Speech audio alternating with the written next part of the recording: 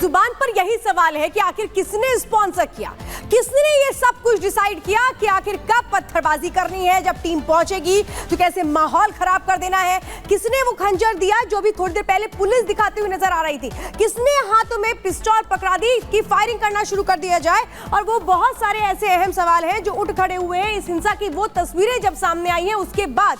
लेकिन अब जरा मैं कुछ जानकारियां आपको ग्राफिक्स के जरिए भी बताने जा रही हूं। 25 गिरफ्तारियां हैं, 800 एफआईआर है, लेकिन सवाल यह कि हिंसा और पत्थर कौन इसका स्पॉन्सर था।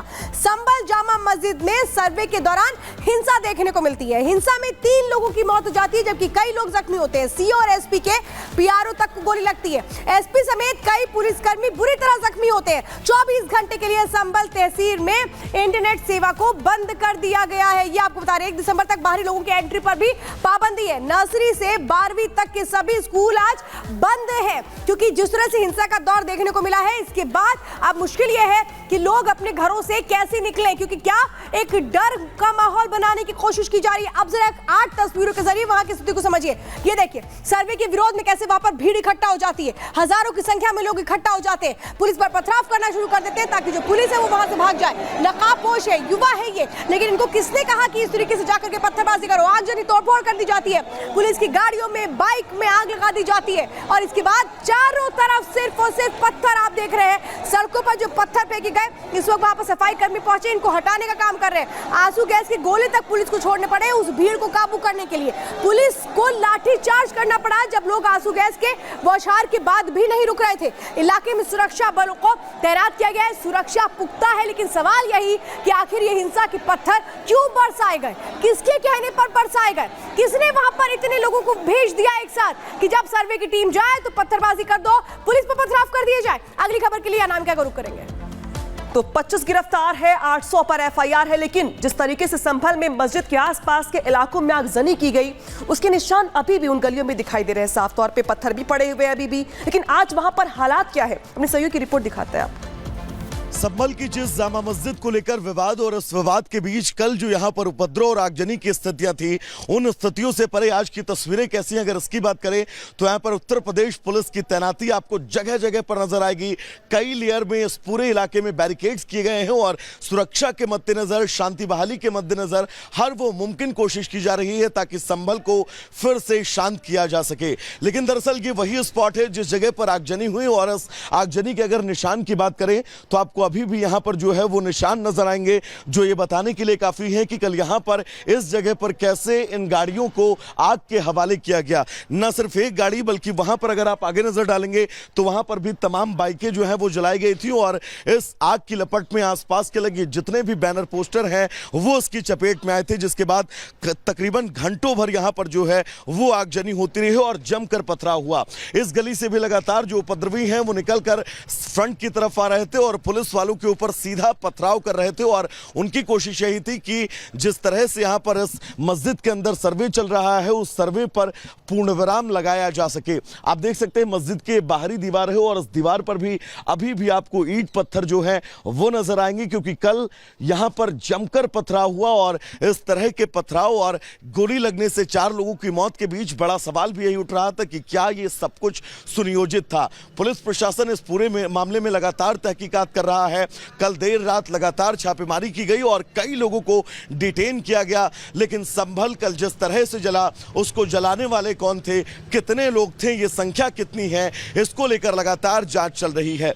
ये दरअसल वो मेन वायर है, आप देख सकते हैं इस मेन वायर में जब यहां पर नीचे आगजनी की गई ये मेन वायर भी इस आगजनी की चपेट में आया और ये टूटकर जो है वो नीचे गिर गया। यानी कि अब स्थितियां कुल मिलाकर ये की जा रही हैं कि जल्द से जल्द शांति बहाली जो है वो की जा सके और निगम की गाड़ी भी इस वक्त आपको यहां पर नजर आ रही होगी और अब यहां पर इस मेन लाइन को जो है वो जोड़े जाने का काम अब से बस कुछ देर बाद किया जाएगा। यानी कि स्थितियों को जल्द पटरी पर लाया जाए और संभल में जामा मस्जिद के सर्वे को लेकर किसने अड़चन डाली और कितनी संख्या में ये लोग थे इसको लेकर लगातार इस पूरे मामले में तहकीकात की जा रही है। विजय निशांत के साथ में वैभव मिश्रा, रिपब्लिक भारत, संभल। तो देखिए कई सवाल खड़े हुए हैं। संभल में हिंसा का समर्थन क्यों किया जा रहा है, जिस तरह से बयान निकलकर सामने आ रहे हैं वो क्यों आ रहे हैं? क्या दंगाइयों को सपा का समर्थन है? क्योंकि आप समझिए समाजवादी पार्टी के सांसद का नाम आया है सामने। राम गोपाल किसे भड़का रहे हैं? कोर्ट के फैसले पर सवाल क्यों उठाए जा रहे हैं? जिस तरह से बताया गया कि जब सर्वे के लिए वहां पर अपील की जाती है तुरंत कोर्ट अपना आदेश देता था, इस पर सवाल उठाए जा रहे हैं। उपद्रवियों पर एक्शन का बचाव क्यों हो रहा है? सवाल यह कि आखिर लगातार समर्थन से क्या दिखाने की कोशिशें की जा रही हैं? क्या दंगाइयों को सपा का सीधा सीधा समर्थन है? यह बहुत बड़ा सवाल है। संभल में सर्वे में हुए संग्राम ने 3 लोगों की जान ले ली, जिसके बाद भी ये जो बवाल है ये थमने का नाम नहीं ले रहा। जहां एक तरफ हंगामे और हिंसा पर एक्शन देखने को मिल रहा है, तो दूसरी तरफ पॉलिटिकल रिएक्शन भी नजर आ रहे हैं, जिसने खूनी संघर्ष को सियासी रंग दे दिया, कई सवाल खड़े कर दिए। एक रिपोर्ट दिखाते हैं।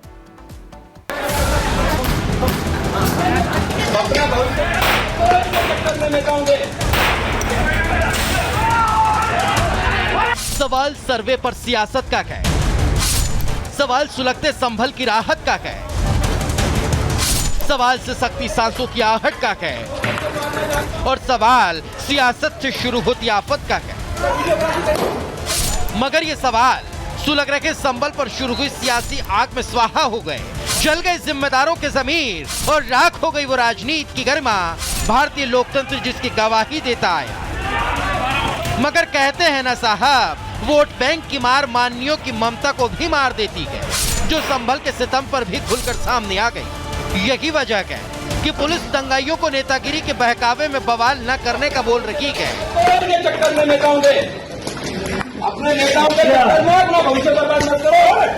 लेकिन सियासत में माहिर सियासतदान कहां मानने वाले हैं, जिन्होंने हिंसा को चुनावी चश्मे से दिखाना शुरू कर दिया।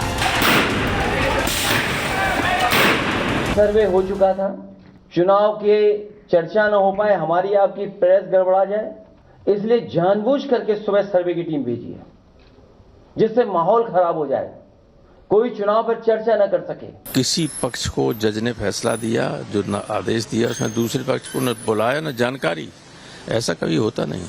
अगर इस तरह से होगा, इस तरह से जज फैसले करने लगे, सारे देश में आग लगा देंगे ये लोग। तो जो घटना हुई है मतलब इतनी अफसोसजनक है कि जिसका कि मैं आपके सामने बयान भी नहीं कर सकता। ये एक प्री प्लान घटना है और अफसोस की बात यह है कि इसमें ख़ास तौर से मुस्लिम समाज के लोगों को जो टारगेट कर करके काम किया जा रहा है इस प्रदेश और देश के अंदर, इससे ज़्यादा बुरा हाल शायद आज़ादी के बाद में कभी नहीं हुआ होगा। जहां समाजवादी पार्टी संभल में अपना सांसद और 4 में से 3 सीटों पर विधायक होने के बाद भी बीजेपी पर आरोप लगा रही है, तो वही बीजेपी से समाजवादी पार्टी की तुष्टीकरण करार देती है। ये न्यायालय का क्षेत्र है, न्यायालय ने आदेश दिया है, न्यायालय के आधार पर सर्वे हो रहा है, तो इसमें साक्षी जी और हमारे ऊपर किसी प्रकार का आरोप लगाने की आवश्यकता नहीं है। परंतु अखिलेश यादव और पूरा विपक्ष तुष्टीकरण की राजनीति करता रहा है, तो ये उनका बयान तुष्टीकरण का ही एक हिस्सा है। ये न्यायपालिका के आधार पर वहाँ पर सर्वे चल रहा था। जो भी घटना हुई है वो दुखद है और पूरी घटना की जांच होगी और निष्पक्ष कार्रवाई होगी। 20 लोग गिरफ्तार किए गए, निष्पक्ष कार्रवाई। अब संभल के संग्राम पर शुरू हुए ये सियासी घमासान सोचने पर मजबूर करता है कि क्या संविधान पर सवाल उठाना नेताओं का शगल बन चुका है, या कोर्ट के अपमान से ही बढ़ता है नेताओं का मान, जिन्होंने सर्वे पर शुरू हुए संग्राम को सियासी घमासान में बदलने में देर न की। Bureau report, Republic Bharat.